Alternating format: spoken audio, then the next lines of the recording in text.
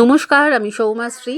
আবার একটা mini vlog নিয়ে চলে এসেছি। তোমরা পরপর সুন্দরবন ট্রিপের ভ্লগগুলো দেখছো এবং আজকে 5th ভ্লগ এসছে সুন্দরবন ট্রিপের।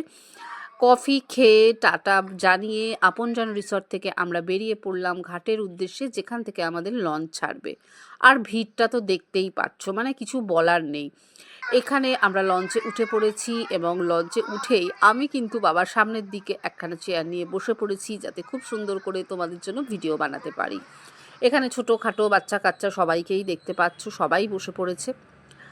এখানে লঞ্চের কয়েকটা কথা বলে নিই। যে ঘাট থেকে লঞ্চ ছাড়বে সেই ঘাটে এলে সেখানে কিন্তু রীতিমতো লাউড স্পিকারে অ্যানাউন্সমেন্ট চলে। তোমাকে জেনে রাখতে হবে তোমার লঞ্চের নাম, এবং সেই লঞ্চের নাম যখনই ঘোষণা হবে ঝট করে গিয়ে কিন্তু একসাথে হয়ে উঠে পড়তে হবে লঞ্চে। কারণ লঞ্চ যদি একবার ছেড়ে যায় তখন কিন্তু আর তুমি সেই লঞ্চে উঠতে পারবে না। এদিকে তোমার টাকা পয়সা কিন্তু আগাম দেয়া থাকবে, এই কথাটা মাথায় রেখো। যাই হোক, লঞ্চ তো ছেড়ে দিয়েছে এবং আমরা একটু একটু করে এগিয়ে যাচ্ছি সজনেখালির দিকে, যেখানে বন দপ্তর বানিয়ে রেখেছে খুব সুন্দর সুন্দর জায়গা, যেখানে কুমির আছে, টার্টেল আছে, যদিও আমরা কিছুই গিয়ে দেখতে পাইনি।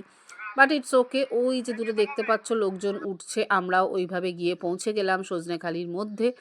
এখানে সমস্ত পারমিশন নেয়ার থাকে, সেগুলো যারা লঞ্চ বুক করে তারাই সাধারণত করে নেয়। আমরা জাস্ট ঢুকে গেলাম এবং ওরা কাগজপত্র করিয়ে নিয়ে চলে এলো। তারপর ভেতরটা আমরা একটু ঘুরে টুরে একটু ছবি টবি তুলে আবার সজনেখালি থেকে কিন্তু আমাদের অন্য দিক দিয়ে বোটেতে উঠতে হয়। এইটা একটা গভর্নমেন্টের দোকান, যেখানে সুন্দরবনের মধু থেকে আরম্ভ করে অনেক কিছুই ছিল। ঘি ছিল, হাতে বানানো মানে কাঠের নানান রকম জিনিস ছিল, আর মেমেন্টো শপও ছিল, যেখানে ম্যাগনেট, টুপি, টি শার্ট, আমব্রেলা এগুলো বিক্রি হচ্ছে। সুন্দর সুন্দর আর্ট ওয়ার্ক ওখানকার পটুয়া শিল্পীদের দিয়ে করানো আছে, সেগুলো বিক্রি হচ্ছে।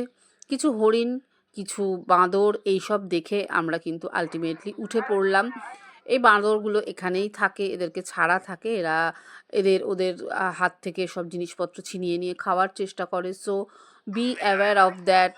হাতে মোবাইল বা ব্যাগ থাকলে খুব সাবধান, বাচ্চাদেরকে সাবধানে রাখবে। বাচ্চাদের হাতে অনেক সময় জিনিসপত্র থাকে, সেগুলো কিন্তু এরা কেড়ে নিচ্ছিল। আর সজনেখালি ঘুরে আবার আমরা উঠে পড়েছি লঞ্চে। এবার আবার যাত্রা শুরু হবে। তবে এই যে কেরালার স্টাইলে নৌকোর মধ্যে ডাব বিক্রি হচ্ছিল, এইটা আমার খুব ভালো লেগেছে। তো আমি একটু ছবি তুলে নিলাম এবং তারপরে কিন্তু আমাদের লঞ্চ আবার ছেড়ে দিল। আমার মিনি ভ্লগ আজকে আমি এখানেই শেষ করছি। লঞ্চের ডিটেলস নিয়ে আসছি নেক্সট ভ্লগে। ততক্ষণের জন্য পাশে থেকো, আর ভালো লাগলে একটু লাইক শেয়ার করে কমেন্ট করে দিও। আজকের মতো চললাম, টাটা।